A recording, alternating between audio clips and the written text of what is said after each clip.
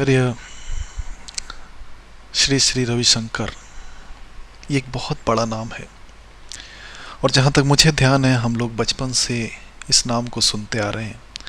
इस नाम के लिए एक असीम श्रद्धा हम लोगों के दिल में रहती है।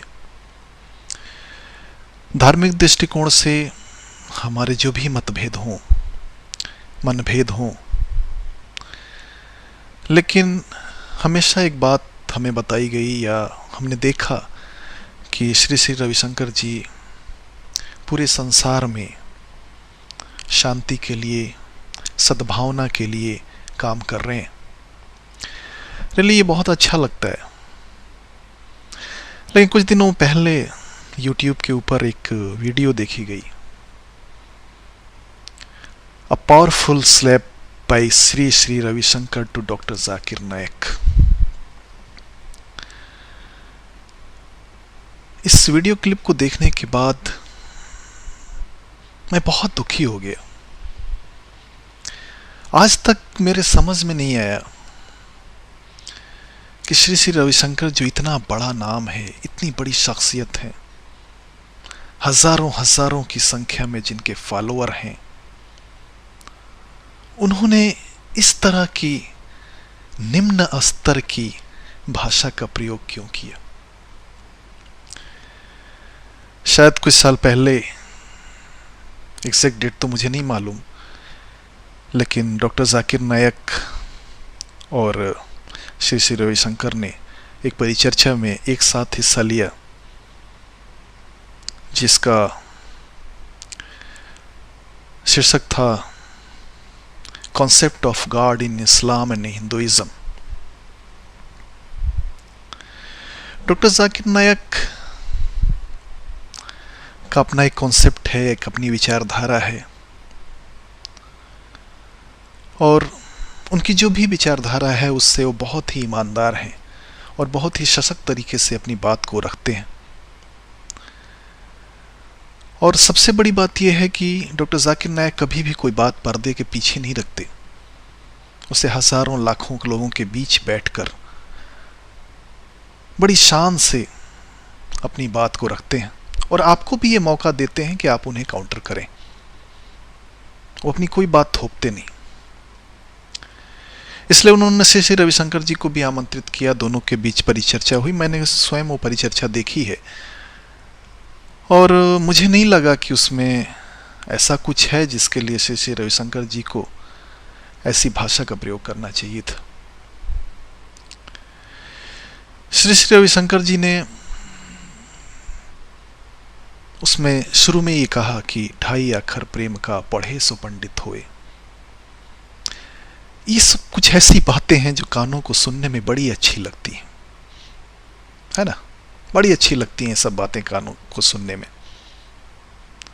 और ऐसा नहीं कि बड़े ज्ञान की बात करी है रविशंकर जी ने कि ढाई अखर पढ़े सो प्रेम का पढ़े सो पंडित होए। इस तरह की भाषाएं या इस तरह की चीज़ें हमारे यहाँ ऑटो रिक्शा पर और रेलवे प्लेटफॉर्म पर और बहुत सारी जगहों पे लिखा मिलता है। और अच्छा है, जिस संत ने इस बात को कही है उसने बहुत ही गरिमापूर्ण तरीके से बात कही है। लेकिन अफसोस इस बात का है कि श्री श्री रविशंकर जी को ये तो याद है कि ढाई अखर पढ़े सो प्रेम का सो पंडित होए,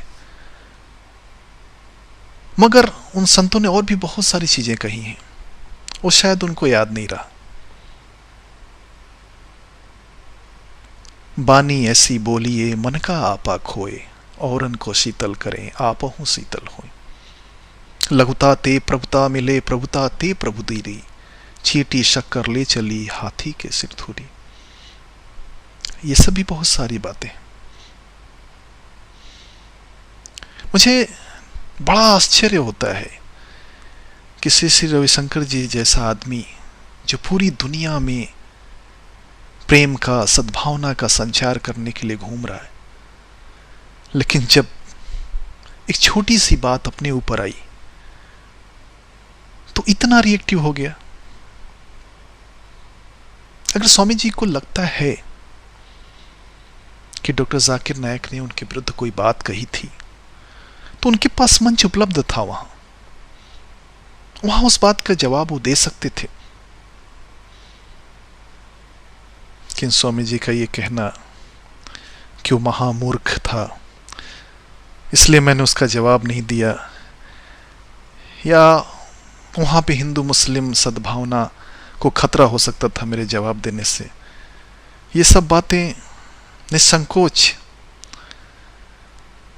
स्वामी जी ने बहुत ही गैर जिम्मेदारी से कही है। ऐसा कुछ नहीं था। डॉक्टर जाकिर नायक केवल हिंदुस्तान में नहीं, दुनिया के लगभग सारे मुल्कों में जाते हैं, गल्फ से लेकर यूरोप तक, अमेरिका, कनाडा, यूएस, यूके, शायद ही कोई देश ऐसा बचा होगा जहां वो नहीं गए हों और अपनी बात उन्होंने नहीं कही हो। बड़ी संख्या में दूसरे धर्मों के लोग उनकी सभाओं में आते हैं, अपनी बातें कहते हैं, उनको भी जो भी एतराज़ात होते हैं वो कहते हैं उनके सामने, उनका जवाब देते हैं। श्री श्री रविशंकर जी के साथ भी जो परिचर्चा हुई उसमें भी ऐसा कुछ भी नहीं था जिसके लिए बात का इतना बतंगड़ बनाया जाए।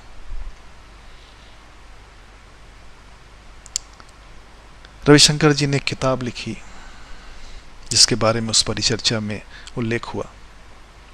डॉक्टर जाकिर नायक ने उस किताब की बहुत सारे बिंदुओं को गलत साबित किया क्योंकि वो गलत थी।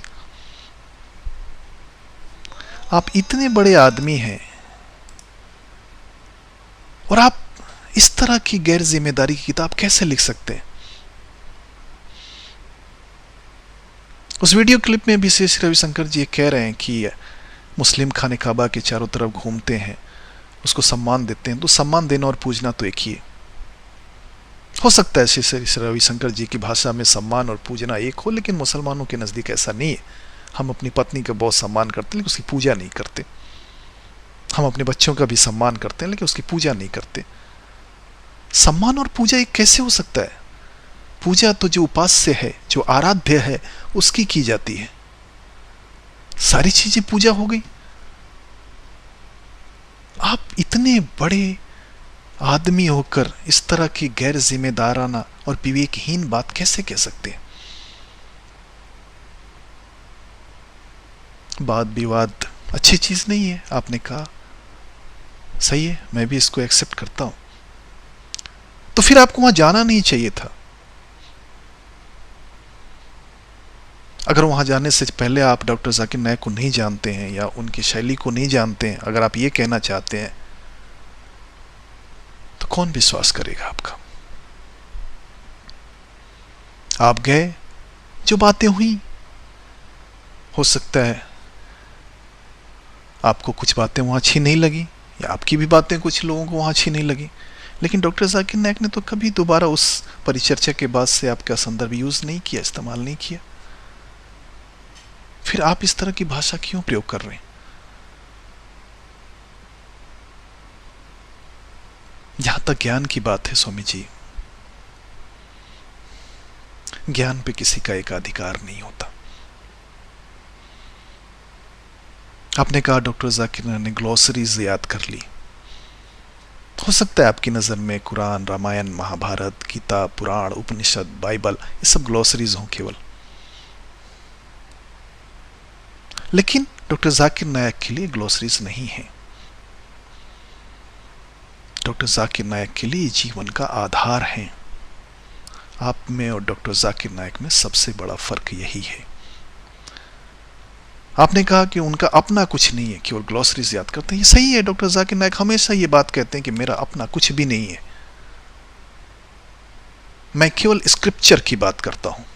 अगर मैं इस्लाम की बात करता हूं तो जो कुरान और हदीस कहते हैं, अगर मैं हिंदुइज्म की बात करता हूं तो जो गीता, वेद, उपनिषद कहते हैं, अगर मैं क्रिश्चियनिटी की बात करता हूं तो जो बाइबल कहती है। मेरा अपना कुछ भी नहीं है।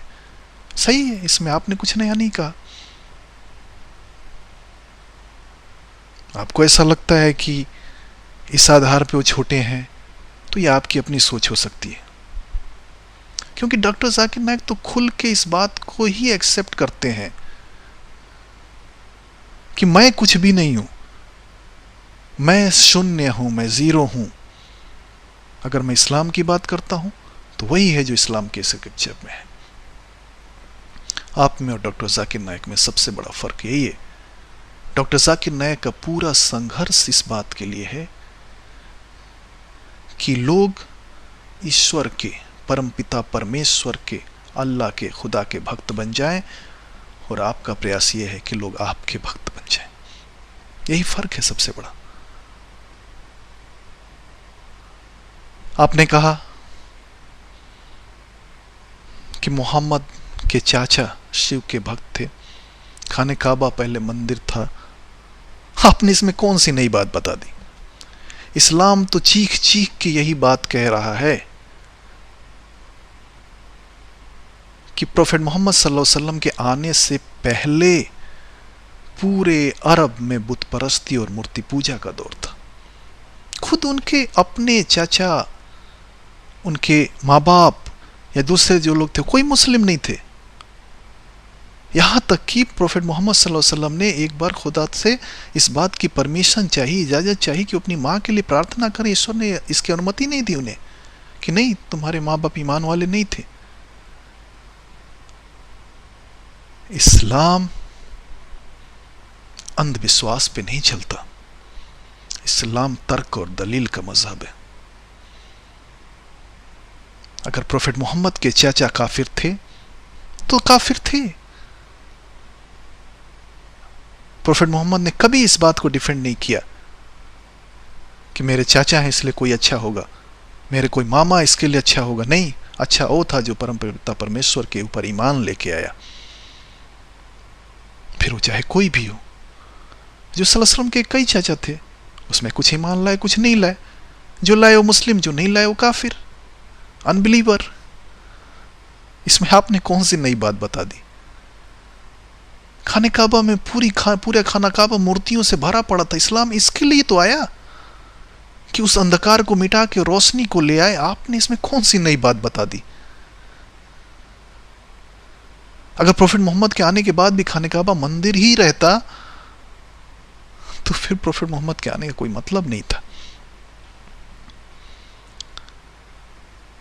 इसलिए आधारहीन और तर्कहीन बातों का सहारा न लें स्वामी जी।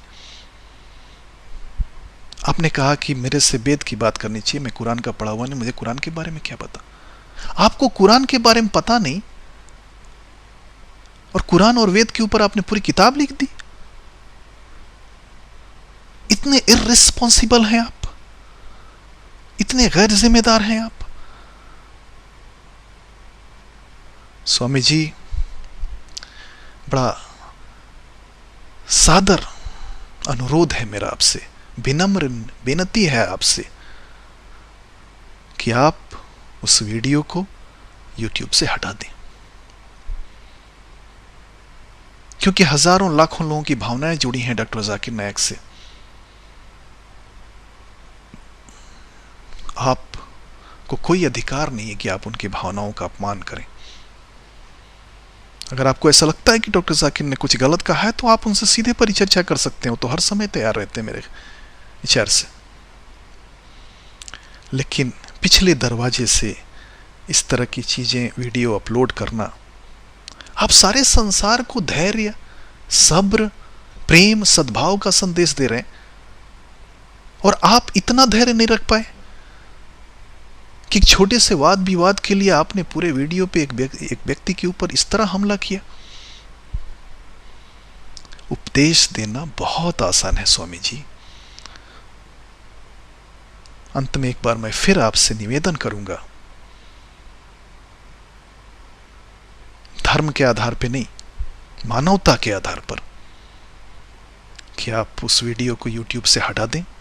आगे आपकी इच्छा। लोकतंत्र में हम किसी को बाध्य तो नहीं कर सकते और करना भी नहीं चाहिए, सबको बोलने का अधिकार है, आपको भी है, मुझे भी है। लेकिन आपका एक बड़ा सम्मान है हम सबके हृदय में, आपकी एक विराट छवि है हम सबके हृदय में।